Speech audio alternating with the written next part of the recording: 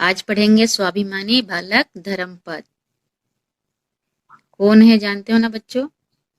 ये जिसके पिता ने कोणार्क मंदिर बनाया था।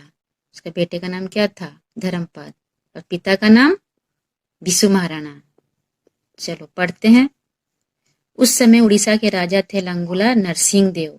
उनकी इच्छा हुई कि सूर्यदेव की पूजा के लिए वे एक अति सुंदर मंदिर बनवाएं। राजा के आदेश पर अनेक कारीगर एकत्रित हुए। उनमें से 1200 अच्छे कारीगरों को चुना गया। वे पत्थरों पर नक्काशी करने में प्रसिद्ध थे। नक्काशी माने पत्थरों में खुदाई। एकत्रित माने जमा हुए। तब पत्थरों को जोड़ने के लिए सीमेंट ना था, चूने का प्रयोग होता था। ना सीमेंट का प्रयोग होता था ना चूने का। सीमेंट नहीं था तब चूने का प्रयोग होता था। पत्थरों को जोड़ने के लिए क्या का प्रयोग होता था? चूने का प्रयोग होता था। चंद्रभागा नदी के मुहाने पर इस मंदिर का निर्माण कार्य शुरू हुआ। चंद्रभागा नदी के किनारे, मुहाने माने निर्माण माने बनाना।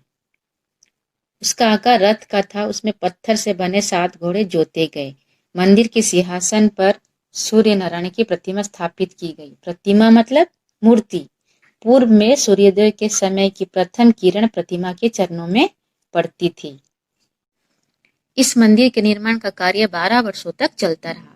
उड़ीसा के 12 वर्षों का राजस्व निर्माण कार्य में खर्च हो गया।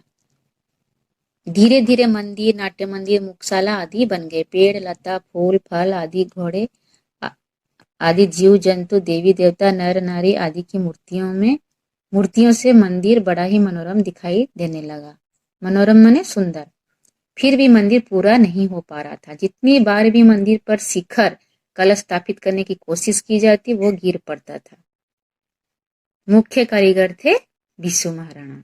वे तथा अन्य कारीगर समझ ही नहीं पा रहे थे कि क्या करें। इधर राजा अधीर हो रहे थे। अधीर माने धैर्य, जिसका धैर्य नहीं, अधीर। उन्होंने बिशु महाराणा को बुलाकर कहा, मैं 7 दिनों का समय देता हूँ। यदि सारा काम समाप्त ना हुआ तो 1200 कारीगरों के सिर काट दिए जाएंगे। लौट कर दुखी मन से बिशु महाराणा ने सारे कारीगर भाइयों को राजा का आदेश सुना दिया। सभी कारीगर चिंता में डूब गए।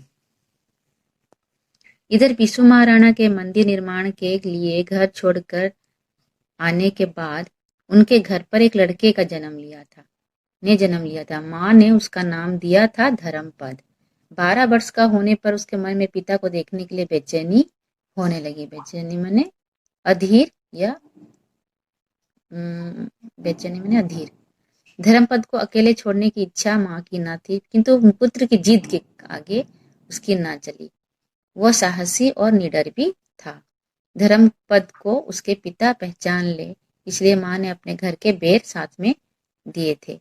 धर्मपद रास्ता पूछता हुआ कोणार्क पहुंचा। घर के बेर देकर बिशु महाराणा ने अपने पुत्र को पहचान लिया।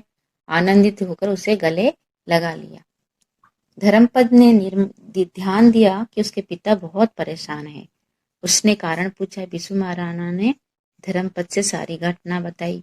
रात बीतते ही पिता सहित 1200 कारीगरों के सिर काट दिए जाएंगे, ये जानकर धर्मपद का मन विचलित हो गया माने अधीर हो गया। वह तो कारीगर कुल का था ही, उसे भी कारीगरी विद्या आती थी। पिता की अनुमति लेकर वो मंदिर पर चढ़ गया और अकेले ही उसने शिखर कलश स्थापित कर दिया। बिशु महाराणा उसके कारीगर भाई बहुत खुश हुए। बिशु ने कहा, इतने छोटे बालक होकर भी तुमने आज मेरी लाज रख ली। लाज माने सम्मान रख ली। किंतु सबके मन में एक प्रश्न उठ खड़ा हुआ। जो काम 1200 कारीगर ना कर पाए उसे एक छोटे बालक ने कर दिखाया। राजा जब ये बात जान जाएंगे हमें नहीं छोड़ेंगे। वे बिशु के पास गए और उनसे कहा, तुम्हें यह स्पष्ट करना होगा कि तुम्हें कौन ज्यादा प्रिय है, तुम्हारा बेटा धर्मपद या 1200 कारीगर। तो स्पष्ट माने साफ। बिशु महाराणा विचलित हो गए। क्या पुत्र के लिए 1200 कारीगर मरेंगे? धर्मपद कुछ दूरी पर खड़ा सब सुन रहा था। उसने पिता से कहा, पिताजी मेरे लिए 1200 कारीगर की जान जाए ये मेरे लिए शर्म की बात है। मैं तो एक बच्चा हूँ। 1200 कारीगर जीवित रहे इसकी चिंता करें, इसमें मेरा बड़ा सौभाग्य मेरा और क्या होगा।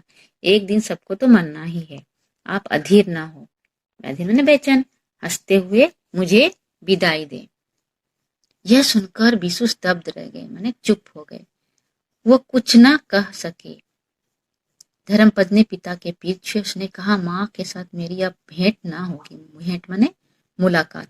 उन्हें समझाकर कह दीजिएगा कि उनके बेटे ने जाति के लिए जीवन उत्सर्ग किया। उत्सर्ग माने त्याग। तनिक भी विलम्ब ना कर, तनिक माने थोड़ा भी, विलम्ब माने देर, थोड़ा भी देर ना कर वो मंदिर पर चढ़ गया और हंसते हंसते उसने चंद्रभागा नदी के पानी में छलांग लगा दी। आज धर्मपद नहीं है। कोणार्क का मंदिर भग्नावस्था में है। भग्नावस्था माने टूटा हुआ अवस्था, पर वो साक्षी है। साक्षी माने प्रमाण है कि धर्मपद ने अपनी जाति, अपने देश के लिए जो किया वो गाथा अमर है। गाथा माने कहानी।